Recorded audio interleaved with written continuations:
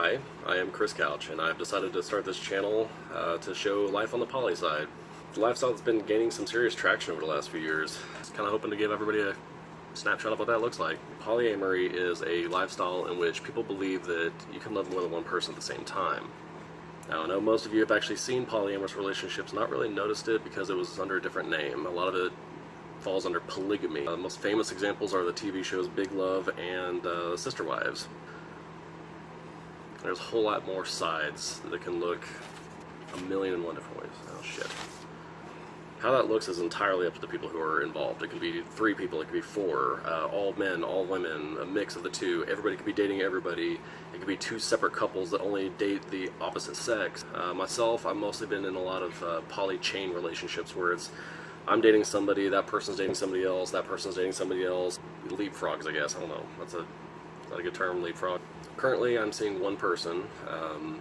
She's not seeing anybody else, but it's not because of me saying that she can't. She totally can. She chooses not to see anybody else right now. She wants to at some point, and I totally encourage her to. Byron and his girl Heather, the 2 of them have been in a relationship with me and one other person for the last 4 years or so. And it ended recently. However, me, Byron, and Heather have stuck together even though I'm not romantically linked to the 2 of them. I don't date Byron or Heather. You know, it's just we've been together for so long. We've built up a lot of trust. We've built up a lot of memories. In a sense, you could say that we do love each other, and I do consider that poly, even though that we aren't romantically involved with each other.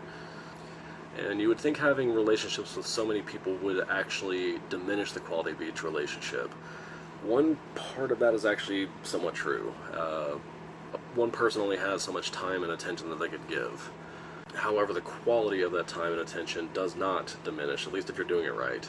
Assuming that you are maintaining each relationship in a healthy manner, it doesn't matter how many you have. Everybody should be happy with what they've got with you, and a lot of times people are comfortable with spending time with each other in a big group.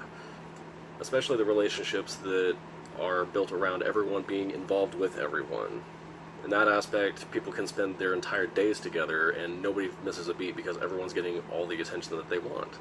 And that's really, I guess, the crux of it all, is it's attention. Whenever you're with just one person, you get all of their attention. However, that's also the beauty of poly. If someone's not getting enough attention, they can also see someone else. I think the first lesson I had to learn when it came to polyamory was that I can't be everything to just one person. And funny enough, I actually didn't learn that in polyamory. I learned that in my monogamous marriage that I was in. Yeah, I was in a monogamous marriage for 7 years. We eventually divorced, but I had to learn that lesson while I was married, was that I couldn't be everything she needed me to be. I couldn't be everything she wanted me to be. And a lot of that drove my depression and anxiety for a long time. I learned that I couldn't be everything to everyone, and that was okay. Obviously with polyamory, people don't want to date the same person over and over and over. They want variety. They want to be able to value people for their uniqueness and for their individual combination of traits and personality. Now, the downside of poly makes people very vulnerable. If you're not open, honest, and very communicative with how you feel and what you think, poly can completely demolish your self-esteem. You do a lot of very bad damage to somebody if it's not managed correctly. Poly is not as straightforward as monogamy is. You have to memorize so much about each individual person for them to feel valued. I mean, how would you feel if you were in a relationship and the person doesn't remember your middle name, your birthday, hell, what your anniversary was? That stress actually gets multiplied, because every person comes with their own family, their own things that they value, their own aspects that you need to memorize in order to make them feel valued. You have to know everyone's birthdays, you need to know everyone's anniversaries, you gotta get to know their family. Family and poly, that's gonna be a whole nother video. And then whenever you piss somebody off, because you usually don't piss off just one person in a polyamorous relationship, you tend to have a whole crowd mad at you. You see, that's actually the part that I had to learn the hard way.